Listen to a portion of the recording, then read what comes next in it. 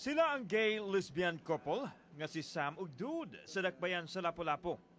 Si Sam o Ariel Auditor pangrampa ang kaanyag nga maoy nakabihag sa kasing-kasing sa Mr. Maton nga si Dude o Sunshine Berdin. Daw lamigason ang duha sa kaswit basta mapabati nila ang ilang gugma sa usag-usa. Ang labing tamis nga natagamtama ni Sam dihang miluhod si Dude alang sa marriage proposal. Unom ka bulan na silang nag-ipon ug pangandoy nilang makasal kung makatigom na og kwarta. Nagkaila ang duha pinaagi sa social media samtang atoa sa kauluhan si Sam. Hangtod nga milipang ang ilang gugma labi na dihang nagkita na sila.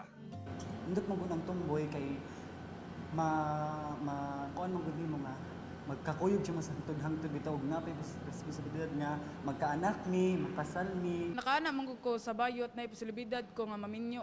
Kay kung ari ko sa girl mong kasagaran babay mangwarta ra baya. Binuangan ra pasakitan. Lahi man sa naandan ang ilang relasyon, apan lehitimo kini tungod kay lalaki man sila ug babae. Bisan pa man ini, gusto ni Dude nga siya gihapon ang bana ug si Sam ang asawa. Ilang pangandoy nga makabaton og bunga ang ilang gugma aron na ay mosampit kanila og mama ug papa. Ako kanisod ko niya, seryoso na ko niya. Dili na ko siya pasakitan og pabiyaan. Kinsa may daddy? Ako. Kinsa may mami? Mo sa dili na ko siya pasakit na nara ko diha permis ang kilid.